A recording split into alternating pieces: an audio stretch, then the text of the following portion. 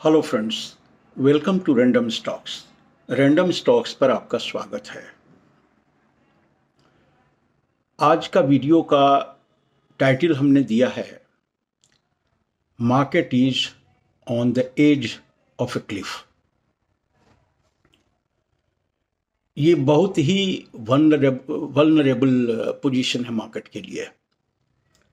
A slight push by the bears will take it to a new low, जो काफी पहले हम लोगों ने देखा था। मुश्किल ये है यहां पे, अब इस एप्रीहेंशन में, इस कंफ्यूजन में कि कहीं 23,200 न टूट जाए, अब कोई आदमी शेयर लेने के लिए तैयार नहीं है और बिकवाली भी इस उम्मीद में उतनी नहीं हुई है कि हो सकता है यहां पे सपोर्ट लेकर के मार्केट ऊपर चला जाए। लेकिन bears have tested the blood. अब सपोर्ट पे रहने के लिए बुल्स विल हैव टू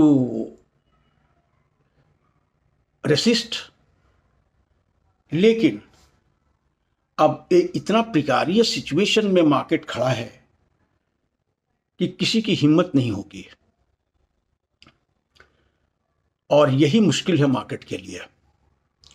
इसीलिए हम कह रहे हैं कि थोड़ा सा एक धक्का बियर्स की तरफ भी मार्केट को एक नए लो की तरफ ले जाएगी और यदि 23,300 ब्रेक हुआ देन मार्केट बहुत मुश्किल में हो जाएगा और फिर इट विल बी टुवर्ड्स 21,500, जो काफी लोगों का मानना है। लेकिन जब तक सांस तब तक आस। जब तक मार्केट 23,000 होल्ड कर रही है तब तक हमें आशा रखनी चाहिए कि ये होल्ड करेगा और इसलिए कल का मार्केट बहुत इंपॉर्टेंट हो जाता है। आज एक खासियत ये रही मार्केट की है कि कल का लो, आज मार्केट आज जबकि एक्सपायरी दिन था तो भी उसके नीचे नहीं गई और उसके ऊपर बंद हुई है। कल का यदि लो आज मार्केट तोड़ करके एक नया लो क्रिएट करता देन कुछ हद तक कंफर्मेशन हो जाता कि मार्केट 23,300 को टच करने जा रही है। लेकिन कल का लो का न टूटना एक थोड़ी सी मजबूती दे रही है। लेकिन we are in a very uncertain time. बहुत सारे हेडविंड्स हैं, जैसा कि कल की वीडियो में भी हम बता रहे थे। कहीं भी किसी क्वार्टर से कोई मार्केट का सपोर्ट इमर्ज नहीं कर रहा है और एक दो दिन में या एक वीक में उस तरह का कोई न्यूज भी पाइपलाइन में नहीं है कि हम लोग कुछ आशा रख सकें। तो यही कुछ बात है। इस तरह के सिचुएशन में वीडियो बनाने का मूड तो नहीं कर रहा था, सच पूछो तो। लेकिन कहते हैं the show must go on what ever the situation is, और इसके लिए मैं आप लोगों से संवाद इस मुश्किल घड़ी में भी कर रहा हूं।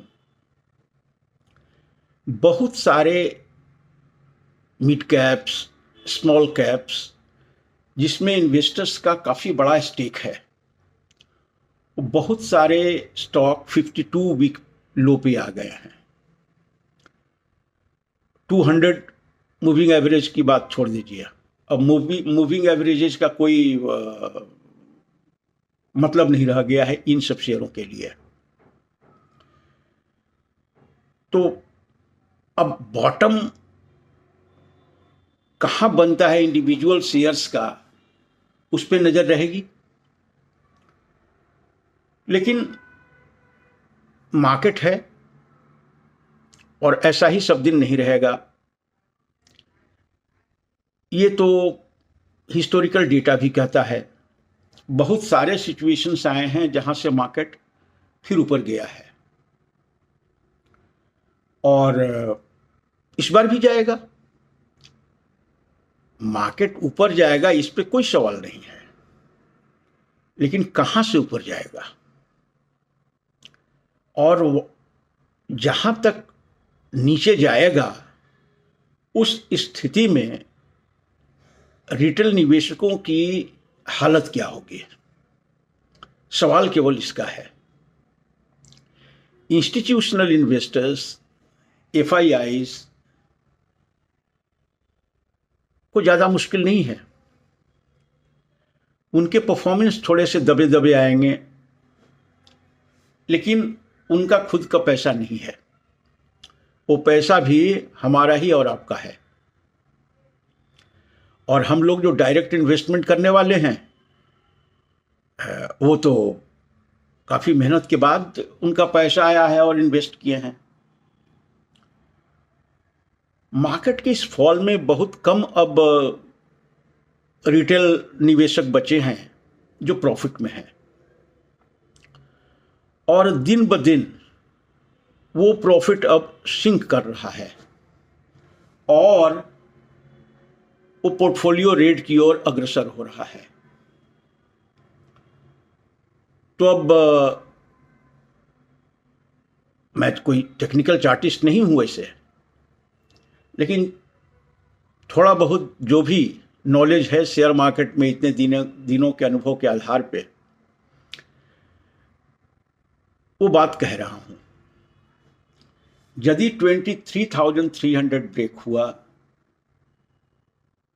तब बहुत मुश्किल दौर में हम लोग आ जाएंगे और एक नई कहानी लिखी जाएगी बहुत दिनों के बाद, जिसे हम अनचार्टर्ड टेरिटरी कहते हैं।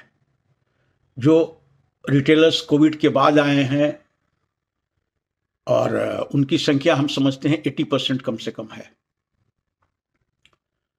उनका ये स्टॉक मार्केट के कैटास्ट्रोफी का पहला अनुभव है। उनकी हालत, उनकी बेचैनी क्या होगी, ये हम लोग महसूस कर सकते हैं, और करने के लिए कुछ है नहीं। लेकिन ये मुश्किल दौर है, लेकिन जिंदगी है, जीने का नाम है, बढ़ने का नाम है और साथ में चलने का नाम है। इस सफ़र में हम लोग हर समय एक दूसरे के साथ हैं। यही सॉलिडेरिटी के साथ मैं भी अब इस वीडियो से विदा लेता हूँ। Thank you so much for watching the video.